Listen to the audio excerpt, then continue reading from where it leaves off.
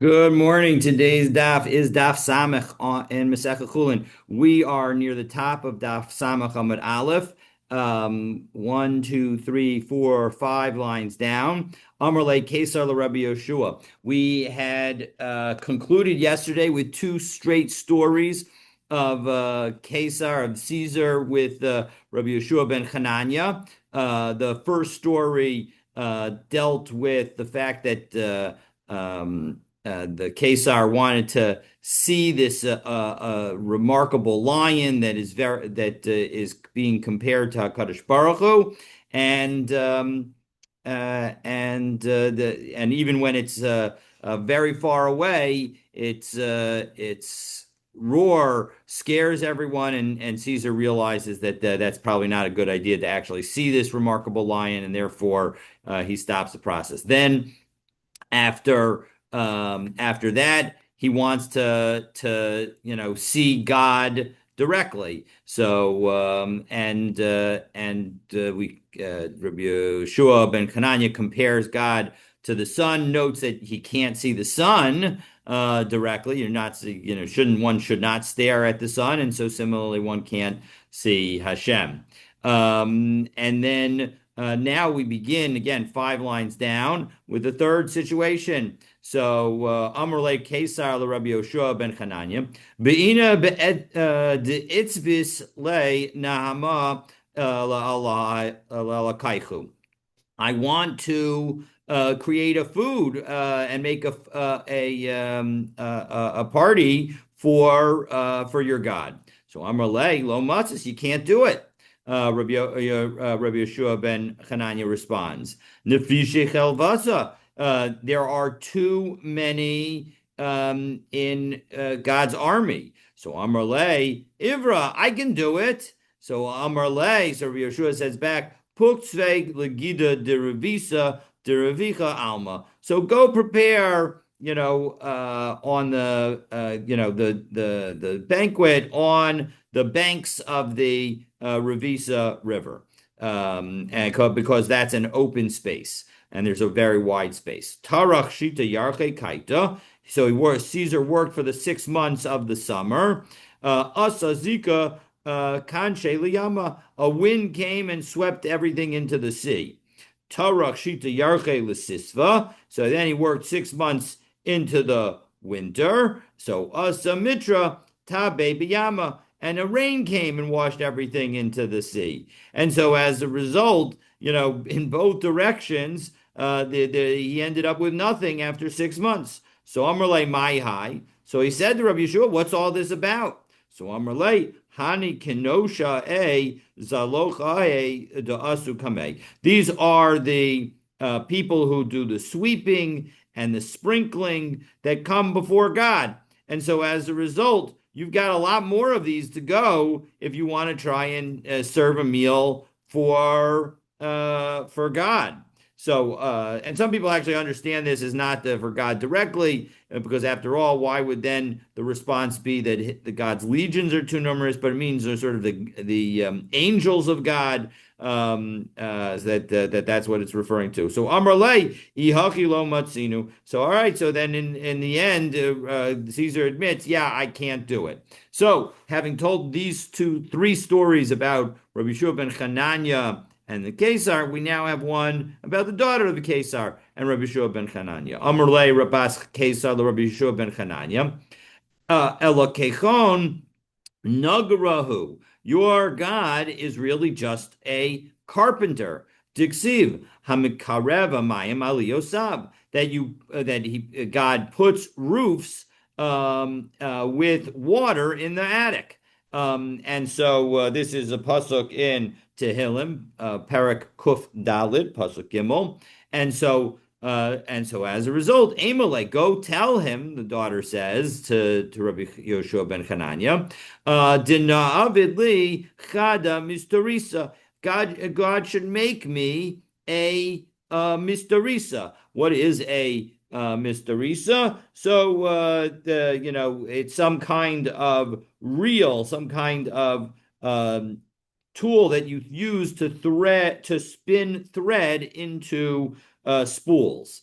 So Amar Lechaye. Rabbi Yeshua responds, okay, for by your life, we'll do it. So Ba Rachamei Allah Inaga. So Rabbi Yeshua prayed to Hashem about her, and she ended up with leprosy.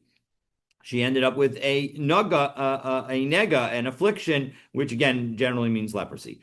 Osa bashuka. So she went to sit in the marketplace, Deromi in Rome, V'yave la Misterisa. And as a result of her having leprosy and being forced to sit in the marketplace, they gave her a reel that she could use to spin thread. Dahabu nehigi, because that was the custom. Dekol de minaga beromi, anyone who had leprosy in Rome, yavule mistorisa. They would give them a one of these reels in order to make thread, to spin thread. V'yasib b'shuka v'sasar devoloi, and they would sit in the marketplace and they would wind coils of thread. And they did that in order for people to see them in their sad state and to pray for them in order for them to get better. Yom Echad Hava Kachalav Hasam. So one day, Rabbi Yeshua was sitting there, was passing by, excuse me. Havas Yasva V'Sasra Devalale B'Shuka Deromei, and she was still spinning her coils of thread in the Roman marketplace. Amar La, he said to her, Shapirta Mistorisa Diyav Lecha Elokai. Look at what the nice reel that you got from God. So Amar Le, she responded, Amalei Elokayich Lishkol My Diyav. Ask your God to take back what God gave to me. So Amar La, he says back, Elokadidan, our God, Meyav Yaev Mishkalo Shakil. He gives, but he doesn't take away. So, all right, so that's the end of those stories of the Kesar and the Kesar's daughter with Rabbi Yeshua ben Chananya. So, Amar of Yehuda, a brief interlude, return to our main topic about distinguishing different kosher animals and non-kosher animals. So, shor karsisan ufarsisan. When it comes to a shor, an ox, it's got a belly and it's got hooves. And Rashi tells us, what does that mean?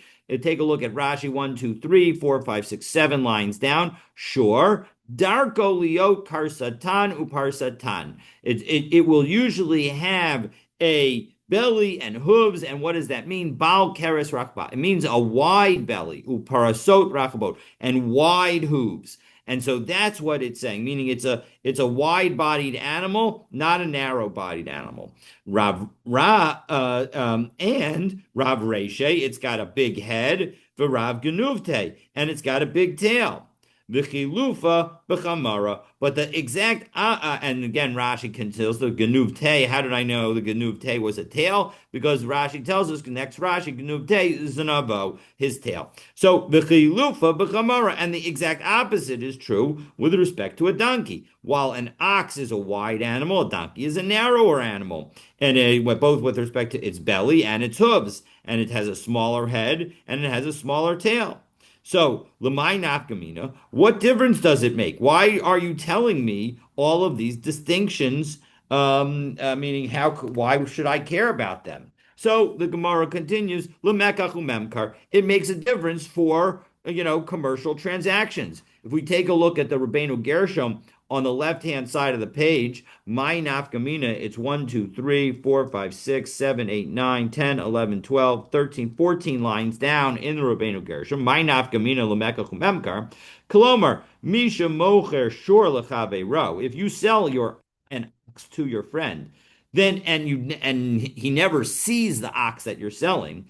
Karsa tanu parsa tan ibaile lemehav. You have to give an ox that has a wide belly and wide hooves. If you don't give them such an animal, they can say that is not a sufficient ox. If you tell me that you're selling me an ox, it might be an ox by birth, but it isn't an ox by what people would use the word ox to refer to. So Amar Rav Yehuda, Shor shehikriv adam harishon. So having now mentioned this ox and its wideness, we now talk about the ox that Adam Harishon offered as a sacrifice. So the shor shehikriv Adam Harishon, the ox that Adam gave, Keren achat haita lo b'mitzcho. It had one horn on its forehead, meaning it was essentially a unicorn. Shenamar. Now, it could be that it had one horn on its middle of its forehead in addition to the regular horns. Not completely clear. But in any event, Shenamar. V'sitavla Hashem mishor par makrin mafris. This is a pasuk from Tehillim, Perek Samech Tet, pasuk Lamed Bet, that where it says, and this, I shall be more pleasing before Hashem, meaning the fact that I'm offering this tefillah should be more pleasing before Hashem than the ox bull horned and hooved. So makrin, we're going to note, meaning that it has a horn. We're going to suggest that this means that it's had one horn. And we're going to note that from the fact that the horn is mentioned before the hooves, we're going to say that it was actually referring to Adam Arishon. So, but in the meantime, we haven't yet gotten that far, but the Gemara is going to ask, and now we are 1, 2, 3, 1, 2, 3, 4, 5, 6, 7 lines up in the narrow lines of the Gemara on Samach Amud Aleph, last word on the line. Makrin, horned, that implies tarte mashma. It implies two horns. So how in the world are you getting the fact that, let alone that we're supposed to assume that this is referring to Adam Harishon's that he offered to Hashem. But how do I know that there's only one horn? It says makrin. Makrin would be plural. So Amar Rav Nachman explains mikaren ksiv. No, it might say makrin, but it's written as if it's singular from a horn. And so as a result, that's the indication that it's one horn.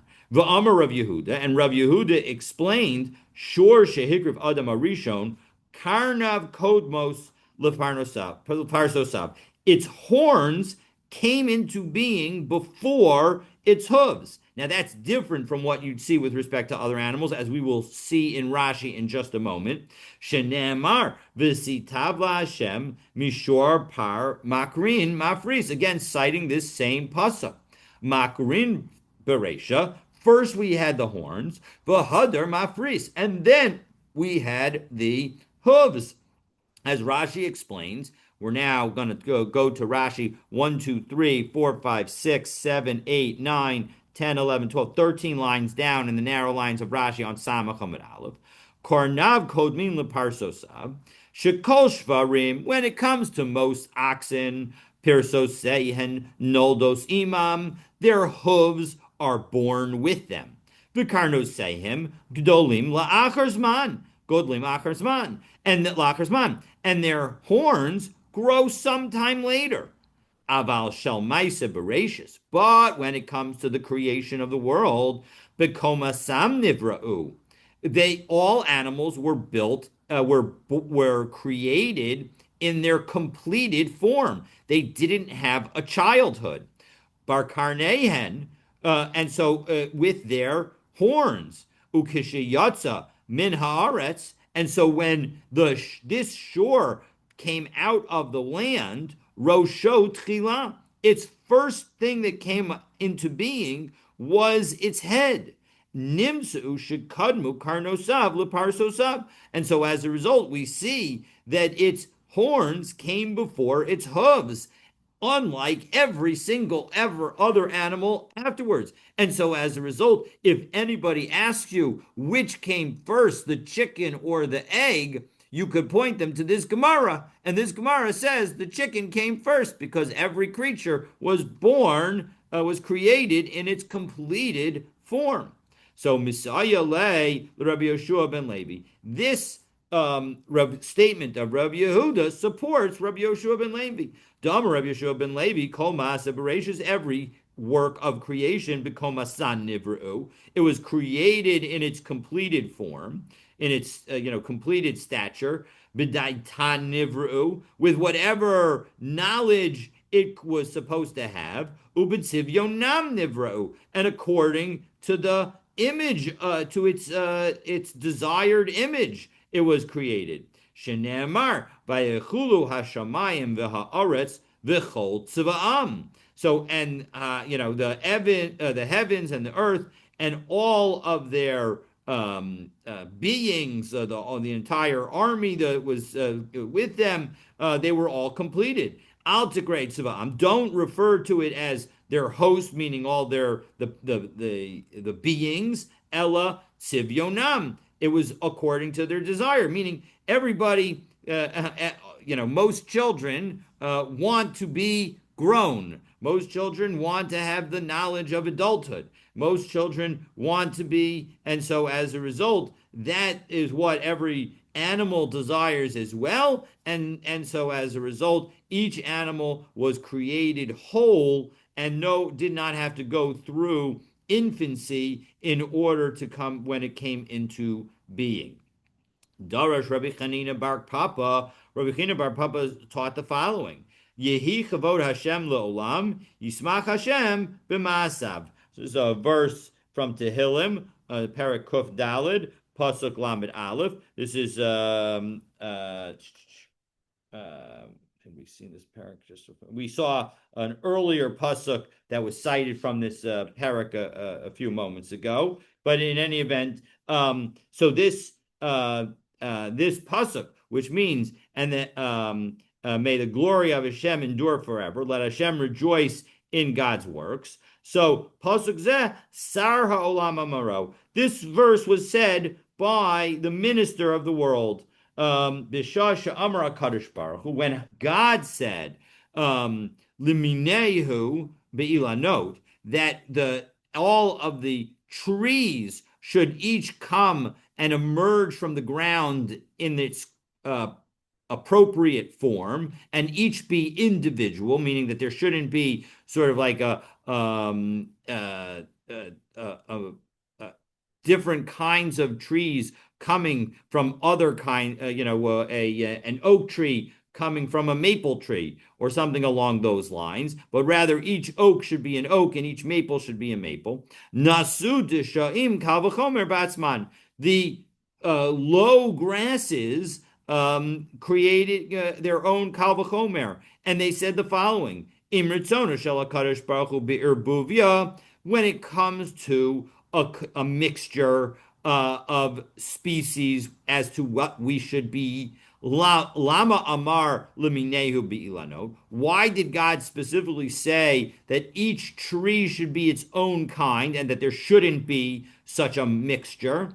V'od kal v'chomer, and moreover, there's a kal v'chomer. Ma ilano she'ein darkan letzeis be'erbuvia. And so as a result, certainly this should apply to us as well. And the kal v'chomer is made stronger because when it comes to trees, they don't generally mix. You don't have oak trees next to maple trees in a very close proximity where you need to worry about the seeds of one mixing with the other and creating some new variant.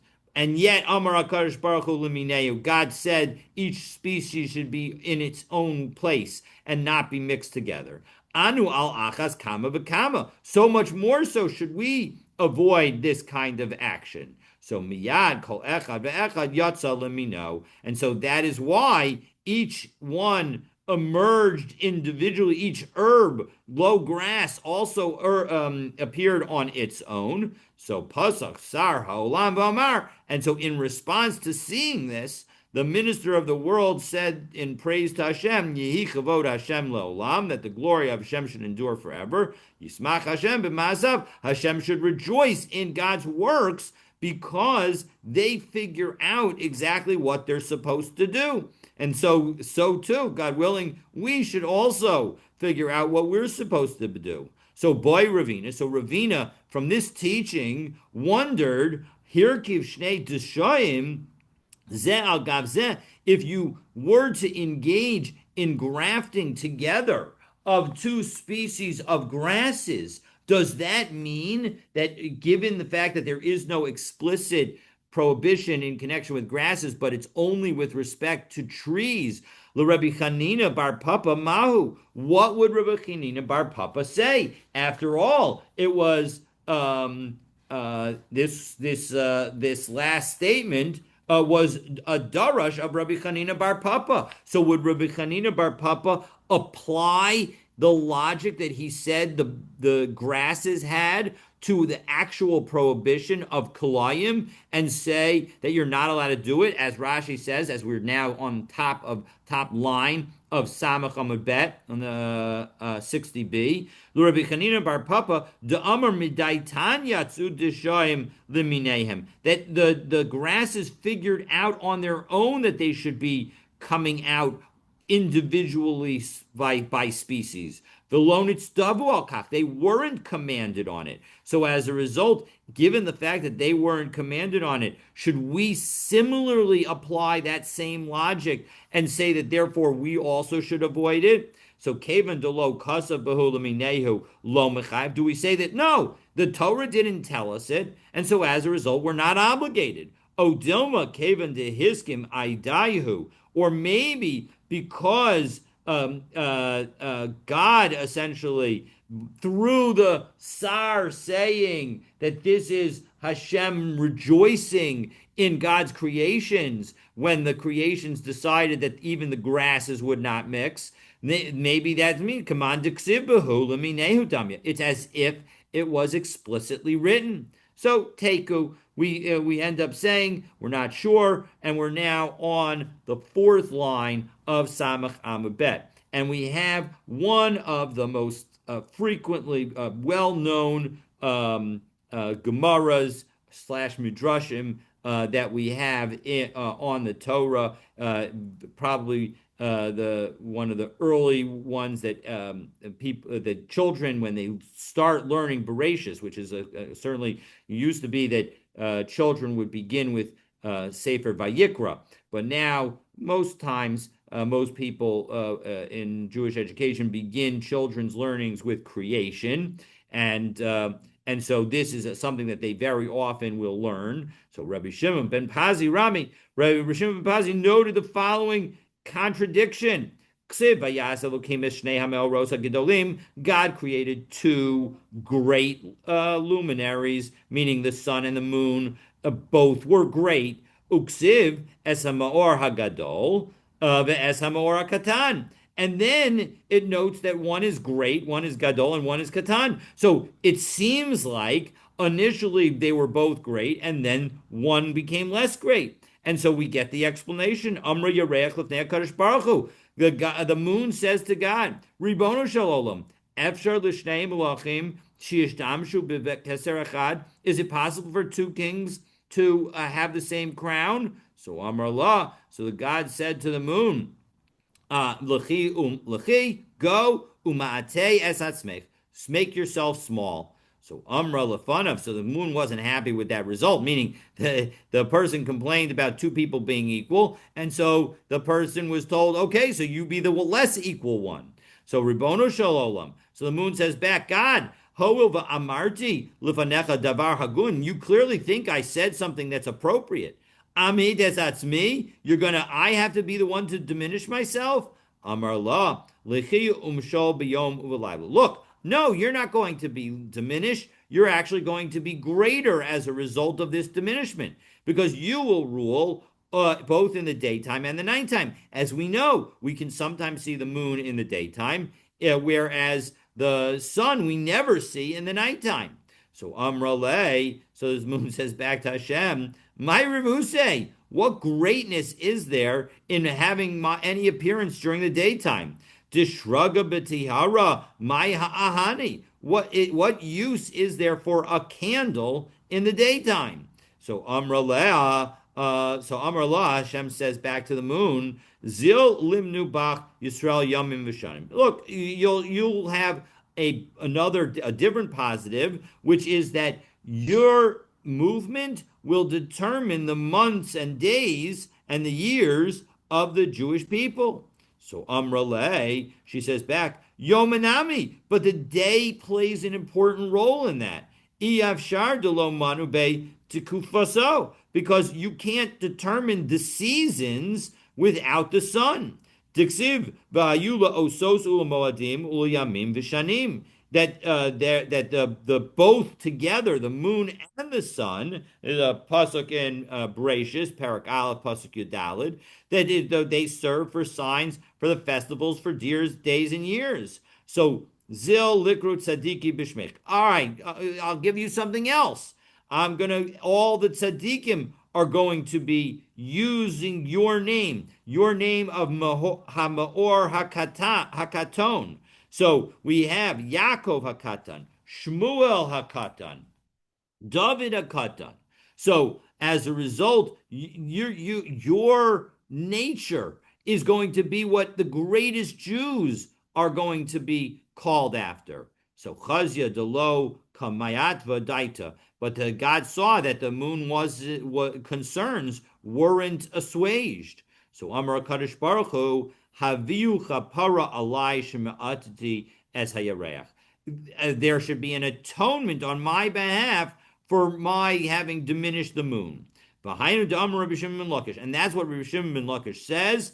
Manishtana Sa'ir Shal Yerosh Chodesh Shenemar Bo LaHashem. When it comes to Musaf offerings that we read about, actually, this is a nice Daf Yomi coincidence because Parshas Pinchas contains the Mincha offerings, and so in general there is a Chatas offering in connection with each holiday, and yet when it comes to Rosh Chodesh, unlike the other holidays, it says specifically Chatas LaHashem. Now, literally, it means a sin offering to Hashem.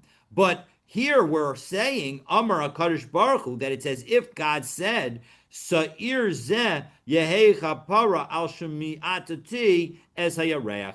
That it should be like an atonement for me for having diminished the moon. So again, a beautiful teaching. There's many, of course, layers to it that highlights again that Hashem, one, is concerned about not only our well-being, but how we feel about our well-being. Hashem recognizes the impact of every action that God takes. So a number of interesting things that we could take from that. Again, a nice Daf Yomi coincidence because the pasuk of Chatas LaHashem is this week's Torah portion in Parshas Pinchas. Rav Asi Rame, having taught one apparent contradiction, we have another one that Rav Asi teaches. He notes the following contradiction: Ksiv v'totzei haaretz desha, that on the third day, b'tlas Shabbos, on the third day of the week, meaning on Tuesday, we had the earth brought forth its vegetation, but yet uksiv v'kol siach hasadeh terem yeva aretz b'malei Shabbatah, that when it came to Erev Shabbos, on Friday, on the sixth day of creation, it says that all the plants of the field were not yet on earth.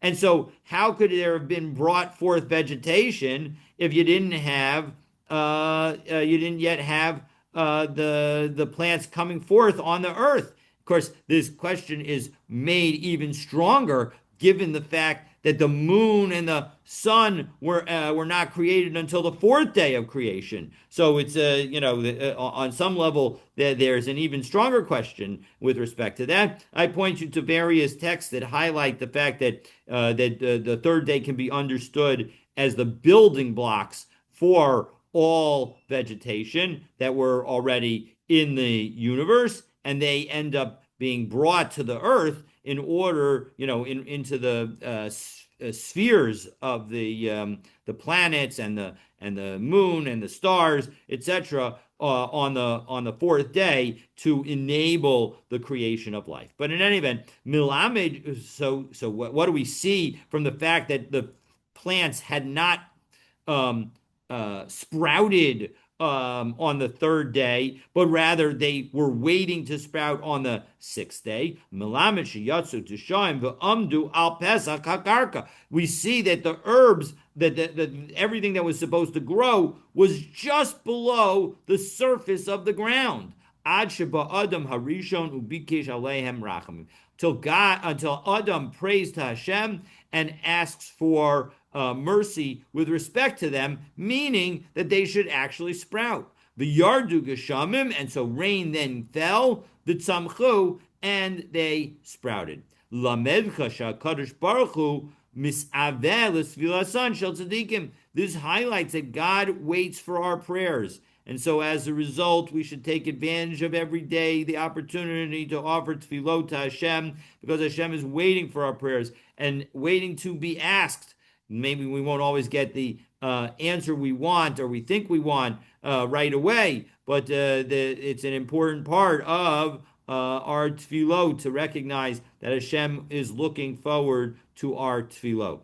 Rav Nachman bar Papa Havileha Higinta. Rav Nachman bar Papa had a garden, having told this story about the importance of tefillot for growing produce. Shadi be bizrane velot samach. He planted it, everything, but nothing sprouted. So Barachamai Asa Mitra B'Tzamach. Now, all of a sudden, he asked for Hashem's Rachamim, Hashem's mercy, and the rain came, and everything sprouted. Amar, and he said, Hainu de Ravasi. That's exactly what Ravasi was teaching with respect to creation, that Adam Arishon needed to pray in order for everything to sprout. So too all of us. Amar Rav Chanan bar Rava, Rav Chanan bar Rava said, Hashesua. So we're now back to talking about different kinds of creations, and we have this Shesua creature, Birya bifnei atzmahi. It's a unique kind of creature. Sheyesh la shnei gabin. It has two backsides, ushnei shidros, and two spinal columns. V'chi Moshe Rabbeinu kanigi haya obelistere haya. But one second, was Moshe a kanigi or a balisteri? And Rashi tells us what those are. Take a look at Rashi 1, 2, 3, 4, 5, 6, 7, 8, 9, 10, 11, 12, 13, 14 lines down in the narrow lines of Rashi on Samach Amabet. V'chi Moshe Rabbeinu kanigi haya tzed chayot b'kanigon. Did he go and hunt creatures in hunts?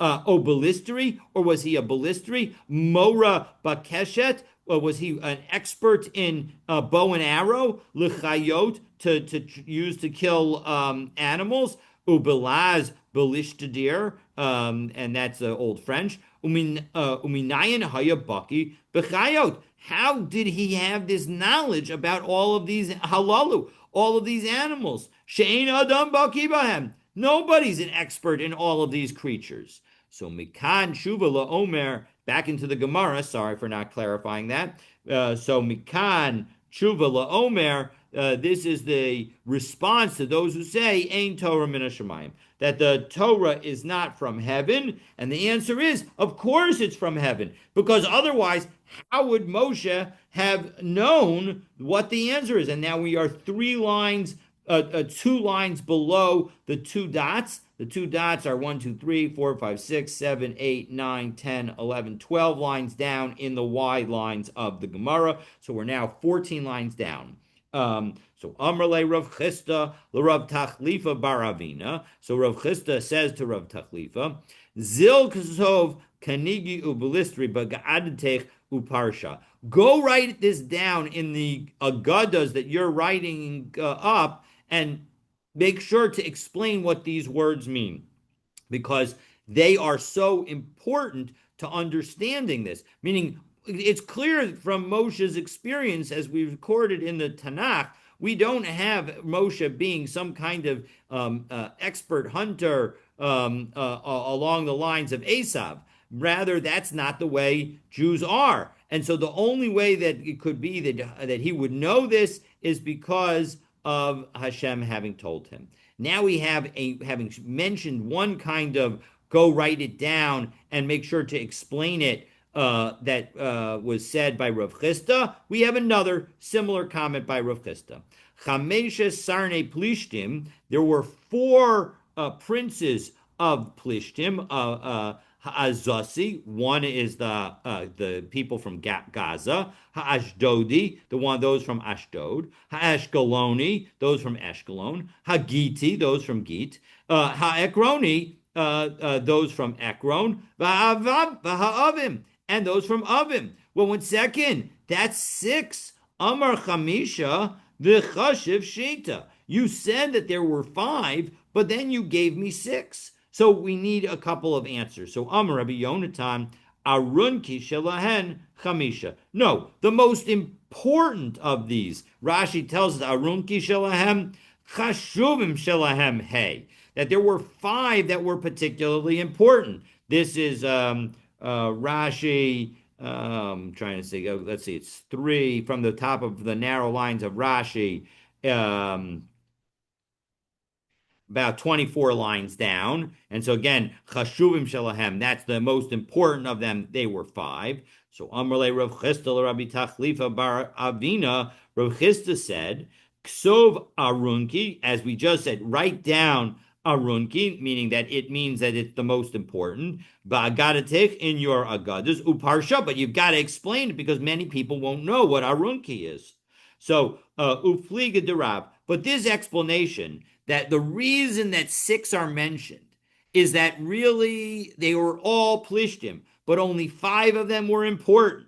And the sixth one wasn't so important. And that's the explanation. That argues with Rav. To Amar Rav, Avim miteman bo. Because Rav says that no, the Avim were not plishtim.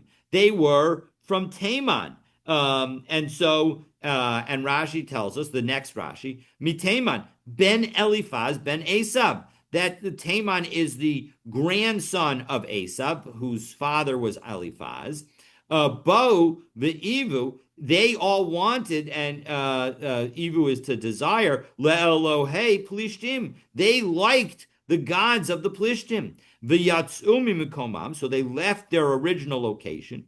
Ubo lagur beinehem, and they went to live with the Plishtim.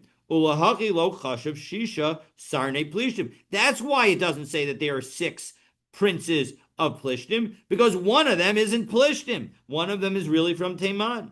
And Tanya Nami Haki. In fact, we have a brisa that says something similar. Avim meteman ba'u, that the Avim, the sixth of the listed princes, was not actually from Plishtim, but they were from Teman. Vilama nikrash man Avim. Why were they called Avim? She'ivsu es mekoman, because they brought ruin to their original location by leaving. As Rashi tells us, keep a hand on Rashi, because now it's the next Rashi. She'ivu es mekoman yatsu misham ut nisavut shecharab, and their place that they left became ruined because it got destroyed. Davar acher, or it could mean Avim. What does it mean by Avim? She'ivu le'elohut harbe. They desired many gods. So Ivu meaning desired.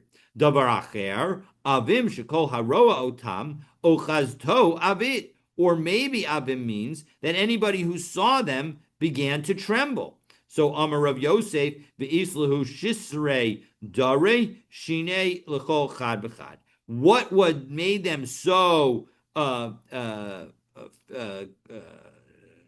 awesome that they created this trembling in anybody who would see them? Shitzer dari shine, Rashi tells us, one line down from where we ended. Shorot shel shinayim. They had 16 rows of teeth, so they were able to gnash. The Maharal suggests that this means that they were cannibals. I will note that our upper teeth and lower teeth of an adult has 16 teeth. So we have a total of 32 teeth, and so maybe there's some kind of connection with 16 rows of 16 teeth. In any event, Amar Rabbi Shimon ben Lakish. Rabbi Shimon ben Lakish explained, Harbe mikros sheru'uyin lisrof. there seem to be a lot of psukim that should be burned and removed from the Torah. And yet, ve'hein hein guvei Torah, they actually are very key parts of the Torah. For example, v'ha'avim yoshvim b'chatzerim ad Aza, because it says, for example, that the avim, this is a pasuk in Dvarim Perek Bet pasuk Kav Gimel, that the avim dwelt in the cities until the border of Gaza. And then the pasuk continues, Kaftorim hayotzim mikaftor hishmidum v'yeshu taktam. The Kaftorim then left Kaftor and destroyed them and lived there in their place. So my nafkalan mina, who cares about this battle among pre-Jewish, pre-Israel residents of our country? So mid'ashbe'e Avimelech la'Avraham. Well, look, Avimelech and Avraham made an oath. Im tishgorli ulanini ulanechti. Where they swore that they were not going to deal falsely with the children or their grandchildren. So Amar HaKadosh Baruch Hu. So God says, and Rashi tells us, by the way, Ulanini Onechti, 1, 2, 3, 4, 5, 6, from the bottom of the narrow lines in Rashi, 13 lines up. Ulanini Onechti, V'adayin lo avru hadoros. The necessary generations had not yet passed when the Jewish people were coming in to conquer the land. So Amra Kadosh Baruch Hu, keep your finger on Rashi and go back into the Gemara. We are now 1, 2, 3, 4, 5, 6, 7, 8, 9, 10, 11 lines up in the Gemara near the very end of the line. Amra Kadosh Baruch Hu, Leisu Kaftorim, Lipku Me'avim Dahainu Plishtim.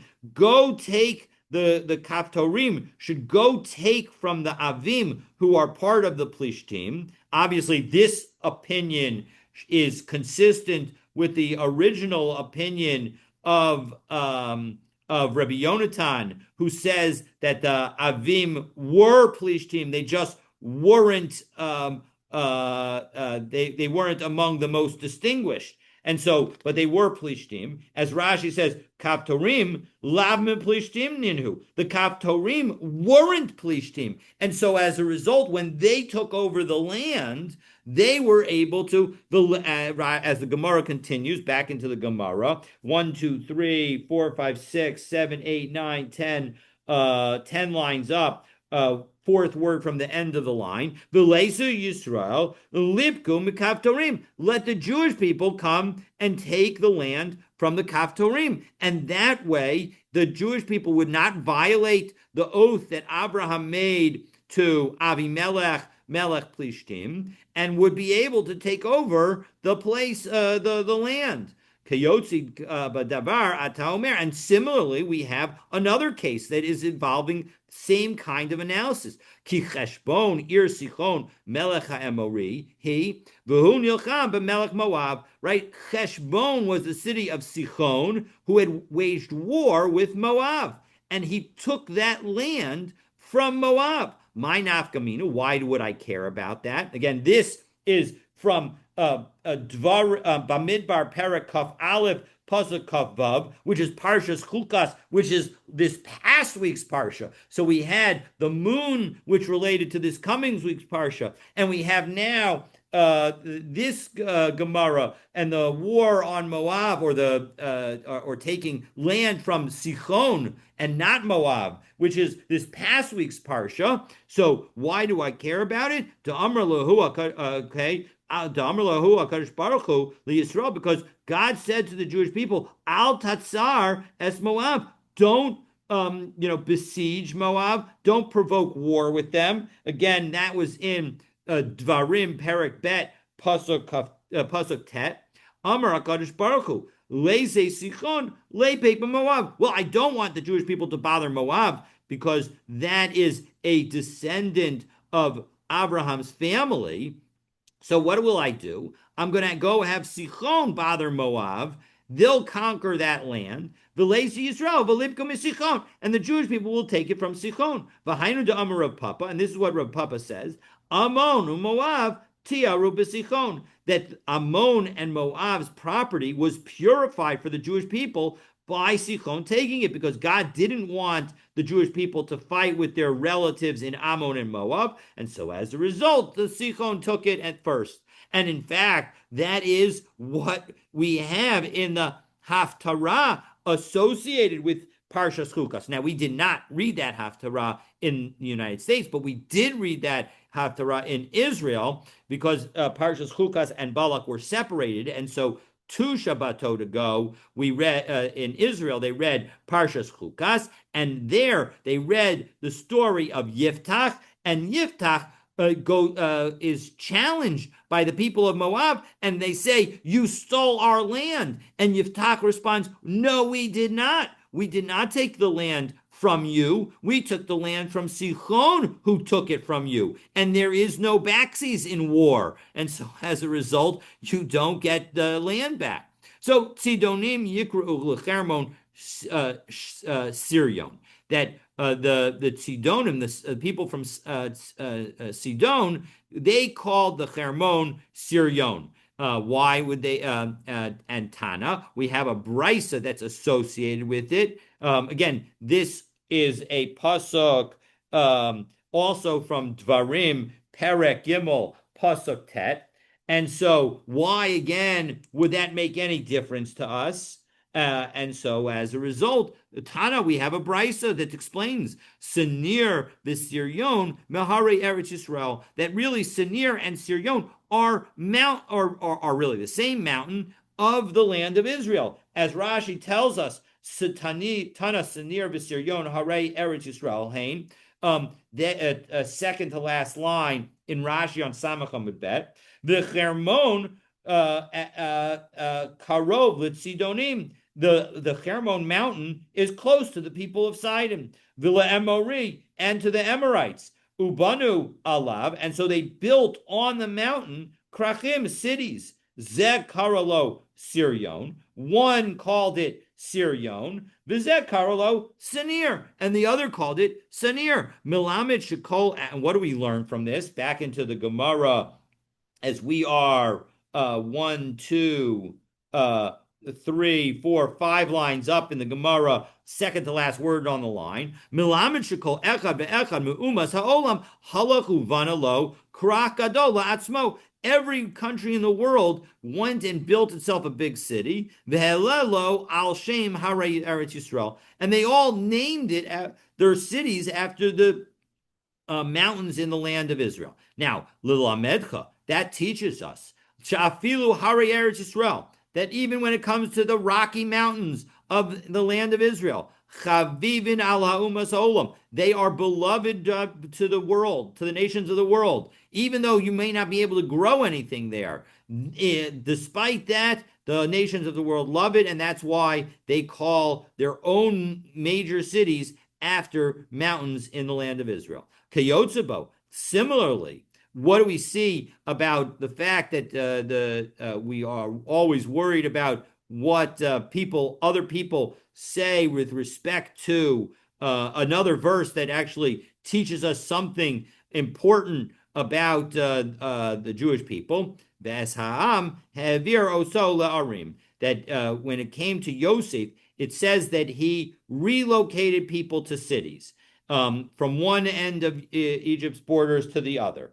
As the pasuk says, this is Bereshis Mem Zayin pasuk Kav Aleph, where it says, "Ves ha'am ha'aviro so la'arim miksei gvul Mitzrayim ad katsehu," from one end of the border to the other. So, my nafkamina, what difference does it make? To lo likri le'echav galvasa, because Yosef did not want his brothers to be called exiles. After all, they had left the land of Canaan. And so as a result, to prevent them from being called exiles, he exiled every other Mitzri so that nobody was in their original location. And so that's why, as Rashi says, last Rashi on the daf, and with that we'll conclude, Mitzrim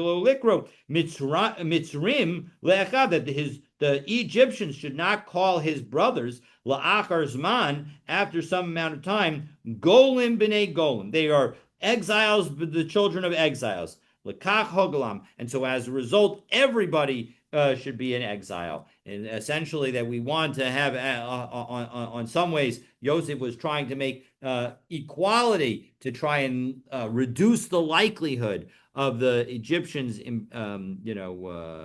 enslaving and belittling the Jewish people. Unfortunately, it was not to be the case, as we see from generation to generation that the Jewish people are often put down and belittled. And so, hopefully, just as Hashem took us out of Egypt, Hashem should watch over us and ensure that others who are trying to engage in anti-Semitic acts should not be successful, and we should be safe. So, with that, we'll finish for today, and looking forward to continuing our learning tomorrow.